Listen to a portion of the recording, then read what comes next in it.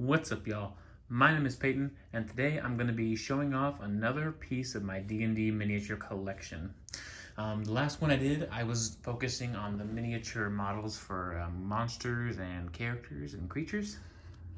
But today, I am going to go into structures, like houses and dungeons.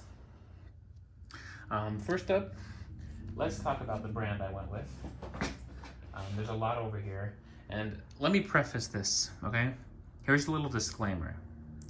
I don't recommend spending this much money on this game unless you absolutely, without any shadow of a doubt, believe that you will play this game until you die. Okay? That being said, let's look at what we got. All right, first up, we have the Towns and Villages pack for D&D. This particular brand, let me try to find it real quick. I'm not actually sure what brand it is. I think it's Dungeon Tiles, but it doesn't really matter because let me just tell you, I spent the amount of money on these items that one could deem inappropriate to spend on a board game. Especially one where you primarily use your imagination. But let's look at what we got in here. These walls, we got some corner walls here. These are very nice looking. Okay, and the reason I have these, by the way, is because I DM. I don't really recommend getting these if you're just a player, but if you're a DM, these can really help bring your game to life, all right? I've already done my disclaimer, so now I can kind of get excited and talk to you guys about these because I really do like these and I really do like the way they look. We have windows in this set, which are very, very nice. Just a little nice aesthetic to have in any building because it's also like alternative entrances, you know?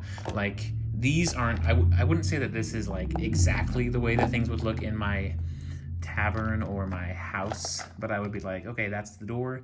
Obviously, this is a door, you can tell, and then you can just go off that, you know. This is an entrance. The window could be an entrance. Very, very nice like that. It comes with a whole bunch of floors. These are all floors, and they're double-sided. We have wood and we have stone floors. It comes with 1, 2, 3, 4, 5, 6, so 12, so 24 of these just individual single walls. And you can use these like this, you know, you can make all sorts of fun structures. It's not very malleable. Obviously, if you want, you could, but okay, also, the reason it's not that malleable is because the brand that I chose, I didn't go all out in. I just got things to make basic square buildings, but the brand also has things for like curves and rounded hallways, you know, and tunnels, things like that for any ultimate dungeon creation you would like to do. We have interior walls in this set, and the way you use the interior walls is if you have 2 floors, you can just use the wall, stick it right in the crack here on the floor to be a little bit of separator between the 2 rooms. Very, very nice. These are the things you use to clip everything together. I'm not gonna do that on screen. It's actually really hard to do. It's a big hassle. Putting it together isn't really a big problem, but taking everything apart is a big, big hassle.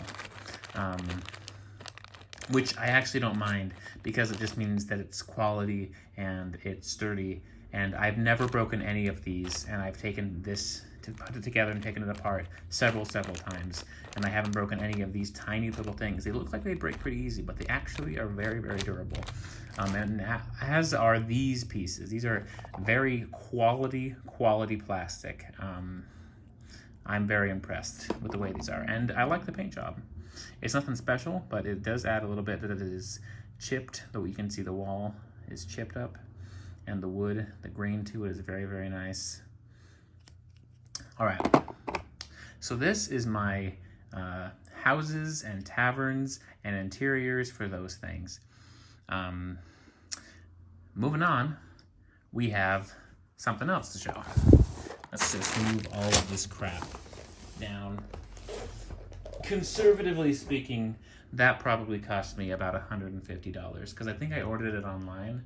But if you buy it in store, like I bought this next set, it's gonna run you about $300 for this set in store, and the other set probably, because I didn't just buy one of the sets, I bought multiples. That's why I have so many pieces.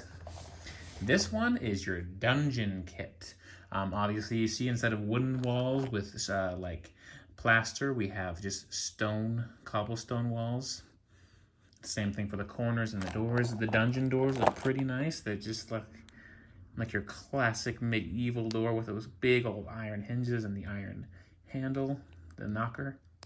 Very, very good. Just the same thing in the other one. My big problem that I kind of had was that the floors are so similar. These ones are a little darker, but I don't care. I really wish that these would have just been different in some way, just to make it a little more special, but I guess that's fine. That's just that's a problem that I really do have with it, is that I just wish the floors were better. Same thing, these ones are just as durable. They look more durable, but they're not, just because they're stone. Okay, so that's pretty much gonna be it for this video. I hope you liked it. Recommendations that I have for you, if you're getting into D&D and you are just a player, obviously I've already said this, don't buy these types of things, okay? But if you are a DM and you're looking to spice up your game, I would still recommend that you don't buy these things just for that reason, because you can use your imagination. You can make your own. You can do little arts and craft projects that are probably way cheaper than this. You can buy cardboard and an X-Acto knife and build a home that is custom and painted, and it would probably cost way less than this altogether, and it would probably look a lot better than these basic constructions that I'm going to have. My plan going forward with expanding my collection is actually pretty extravagant. There's a lot of furniture that I want to buy, a lot of doors I want to buy. I'm going to give this company a lot of my money just so that I can build better D&D experiences for my friends that I DM for. I'm actually going to start running a campaign here in probably a month, maybe two, after I get done writing it. And I'm definitely going to utilize these in the campaign. I'm going to build structures out of these. And the good thing about this is when you put them together, they stay together. So you can just keep them off to the side and bring them into your game, like in the middle of a quest. You stroll across the cabin, boom, right there, that's the cabin. And then you can go into it and you can fight in it. It makes spatial combat a lot easier when you have something like that. Obviously, that is not entirely necessary. I also have what are they called? The grid maps that I have are also laminated. So a much better option, and the option I actually went with first a while ago was I just had a whiteboard marker and a paper towel, and I would just draw the space of the building that they were in, and like label tables and benches and all that, just so that everyone knew where everything was in the room. That is a much cheaper option, and honestly,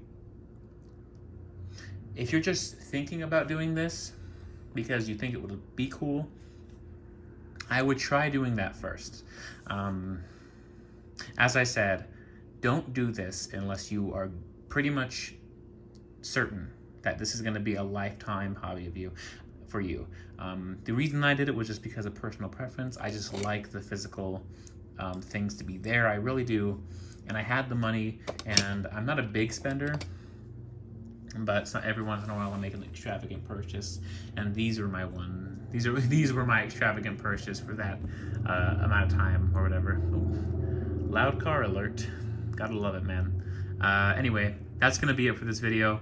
I hope you all liked it, and were either impressed or deterred from spending this amount of money. I hope you could learn something from my potential mistake. And if you were impressed, Sorry, didn't mean to flex on you. Hope you liked the video. Peace out.